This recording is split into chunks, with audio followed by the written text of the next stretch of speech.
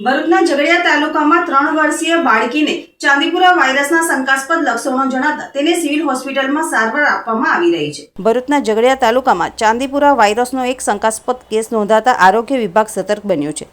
3 વર્ષની બાળકીને સારવાર માટે ભરૂચ સિવિલ હોસ્પિટલમાં ચાંદીપુરા વોર્ડમાં દાખલ કરવામાં આવી છે। હાલમાં બાળકીની સ્થિતિ સ્થિર હોવાનું આરોગ્ય વિભાગે જણાવ્યું છે। બાળકીના સેમ્પલ વધુ તપાસ માટે ગાંધીનગરની લેબોરેટરીમાં મોકલવામાં આવ્યા છે। રિપોર્ટ આવ્યા બાદ જ ચાંદીપુરા વાયરસની પુષ્ટિ થશે। હાલ આ કેસને શંકાસ્પદ તરીકે લેવામાં આવ્યો છે। મારું નામ ડૉક્ટર રુસિલ વસાવા છે।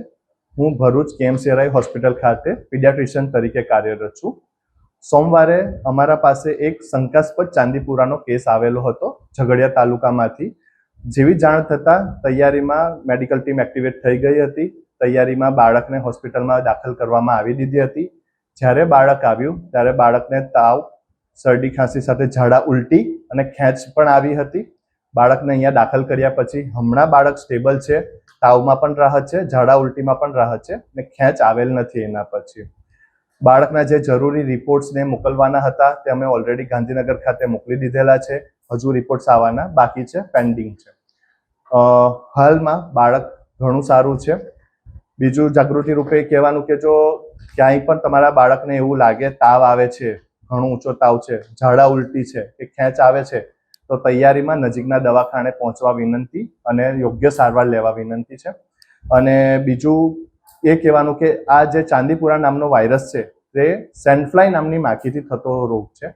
તો એ જનરલી ઘરની તિરાડ હોય ત્યાં, ઢોરઢાકર હોય ત્યાં વધારે જોવા મળે છે। તો આપણા બાળકોને ત્યાં બને ત્યાં સુધી થોડા ઓછા મોકલવા, લાંબી બાયના કપડાં પહેરાવવા અને રાત્રે સૂતી વખતે ખાસ મચ્છરદાનીને એનો ઉપયોગ કરીને એ કરવું છે। તૈયારીમાં જો આવા કોઈ પણ લક્ષણ દેખાય તો નજીકના હોસ્પિટલમાં સંપર્ક કરો। જિલ્લા આરોગ્ય અધિકારી ડોક્ટર મુનિરા શુક્લાએ જણાવ્યું કે લોકોને ગભરાવાની જરૂર નથી, પરંતુ સતર્ક રહેવું જરૂરી છે। બાળકોમાં અચાનક ઊંચો તાવ, ઉલટી, ઝાડા, ખેંચ અથવા બેભાન જેવી સ્થિતિ જણાય તો તાત્કાલિક નજીકના આરોગ્ય કેન્દ્ર અથવા હોસ્પિટલમાં સારવાર માટે લઈ જવું। ચાંદીપુરા વાયરસને ધ્યાનમાં રાખીને ભરૂચ સિવિલ હોસ્પિટલમાં વિશેષ વોર્ડ તૈયાર કરવામાં આવ્યો છે। ઉપરાંત આરોગ્ય વિભાગ દ્વારા અસરગ્રસ્ત વિસ્તારમાં સર્વેલન્સ, દવાનો છંટકાવ અને જંતુ નિયંત્રણની કામગીરી પણ શરૂ કરવામાં આવી છે। આ રોગ બાળકોમાં 0 થી લઈ અને 14 વર્ષના બાળકોને થઈ શકે છે, જેના શંકાસ્પદ લક્ષણોમાં હાઈ ગ્રેડ એટલે કે ઊંચો તાવ આવવો, ઉલટી થવી, માથાનો દુખાવો થવો, ઝાડા થવા અને કદાચ જો આપણે ધ્યાન ન રાખીએ તો 48 કલાકમાં ખેંચ આવે અથવા તો બેભાન પણ થઈ શકે છે। તો જ્યારે પણ આવા લક્ષણો જણાય તો નજીકના પ્રાથમિક આરોગ્ય કેન્દ્ર કે શહેરી આરોગ્ય કેન્દ્રમાં અમારા મેડિકલ ઓફિસરને તાત્કાલિક એની જાણ કરવાની છે। ભરૂચ જિલ્લા ખાતે આપણે સિવિલ હોસ્પિટલ એટલે કે મેડિકલ કોલેજ કેએમસીઆરઆઈ ખાતે આપણે ચાંદીપુરા વાયરસના શંકાસ્પદ કેસો માટેનો વોર્ડ પણ બનાવી દીધો છે। અને ત્યાં બાજુ જો આપણને આવા શંકાસ્પદ કેસ માલુમ પડશે તો આપણે ગભરાવાની જરૂર નથી, પણ તકેદારી રાખી અને જો આરોગ્ય કેન્દ્રના મેડિકલ ઓફિસરને જાણ કરીશું તો આપણે આ જગ્યા પર આપણે દાખલ થવાનું છે અને ત્યાંથી આપણું સેમ્પલ લઈ અને ગાંધીનગર લેબોરેટરી ખાતે અમે મોકલીશું। અને એ માટેની વેન્ટિલેટર સાથેની તમામ તૈયારી આપણી હોસ્પિટલમાં ઉપલબ્ધ છે। માનનીય કલેક્ટર સાહેબ શ્રીએ પણ આ વોર્ડની મુલાકાત લઈ અને જરૂરી સૂચનો અને માર્ગદર્શન પણ આપેલ છે। જે ધ્યાનમાં રાખવા જેવી બાબતો છે તો લક્ષણો દેખાય તો તાત્કાલિક જાણ કરવાની છે। અને બીજું કે ઘરમાં જો આપણા પાકા મકાનોમાં તિરાડ કે એવું કશું પડેલું હોય તો આપણે એને ભરી દેવાની છે।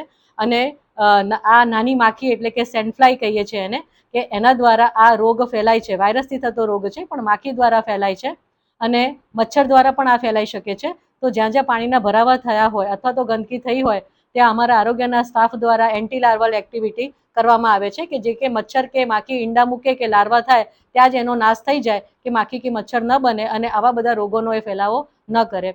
અને દરેકને સૂચન છે કે અમારા આરોગ્ય સ્ટાફ દ્વારા આના માટેનો સઘન સર્વે કરવામાં અત્યારે આવી રહ્યો છે અને લોકોને ક્લોરીનયુક્ત પાણી પીવા માટે સલાહ પણ આપવામાં આવી રહી છે। તો મારી દરેકને નમ્ર વિનંતી છે કે આરોગ્ય કાર્યકર દ્વારા આપવામાં આવતી સૂચનાઓનું એ લોકો પાલન કરે એવી વિનંતી છે અને શંકાસ્પદ લક્ષણો દેખાય તો તાત્કાલિક આરોગ્ય વિભાગનો સંપર્ક કરે।